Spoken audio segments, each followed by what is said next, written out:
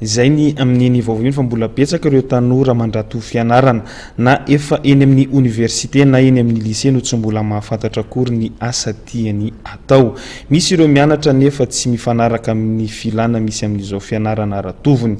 Mba ahafahana manoro ireo tanora ampifanaraka ny asa ataony amin'ny fianarana ratoviny dia misy ny etsika karakarain'ny AUF, Campus France ary ny fikambanana ny DRH eto Madagasikara amin'ny 9 sy 17 febroary ho avy izao. Jemima Daniela sy Mami Samuely mitatra izay vaovao izay. Ny ray apatelo ny tanora navita fianarana no tsy mahita asa ary ny ray apatelo ny orinasa mitady olona hiasa ao aminy no tsy mahita izany. Ny fitadiavana ny olona navita fianarana mifanaraka amin'ny sehatra asa no mbola olana eto Madagasikara. Tsy ny asa akory no tsy misy fa izay tsy fifanarahana izay ny be. Maro ireo tanora no tsy mahafantatra akory ny asa tiany atao sy ny mampifanaraka ny fianarana tokony ho ratoviny. Dia ny mbola eny am-pianarana alohan'ny safidianana ny filera tokony atao dia mila mahafantatra ny momba azy ny tanora iray. Entina nampiana azy ireo indrindra dia hisy ny forum de l'orientation professionnelle andiany faharoa.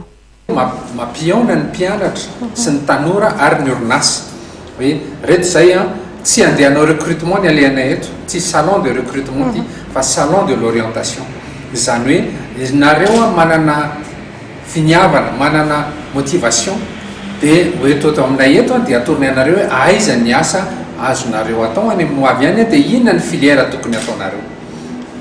Zay no mahatonga anay eto. Inona ny asa tena mbola misy Madagasikara lasa betsaka ny asan'ny relation client. Relation client zao mbola tena mitady olona isanandro. Ny domaine ny bancaire koa, ny domaine informatique tsy ampy olona ny olona manao informatique. Tsika vola amby folo sy roa arivo betsaka ny application Facebook, internet fa nefa ny tanora mbola tsy mirona amin'izany fianarana izany, mbola vitsy ny mirona any.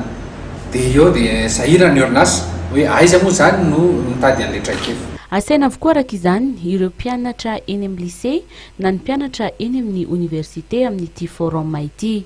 Anasanay ny eny amin'ny oniversite moa zany eo le atao hoe réorientation, izany hoe raha mbola afaka miova lalam-piofanana ianao raha tena tsy mety iny, fa anasanay indrindrindrindra ihany koa ny ankizany amin'ny ambaratonga faharoa mba hieritreritra melohany idirana eny amin'ny oniversite. Ahitana varandresaka momba ireo asa misy, isy ihany koa ny fanampiana ireo mpianatra amin'ny fiofanana taony, torohevitra maro avy amin'ireo DRH. Ireo no isan'ny azon'ireo mpianatra miatrika ity forum ity izay ho tanterana ny zoma sy ny asa botsy izao eny amin'ny CCIA sy Pavé Antaninarenina.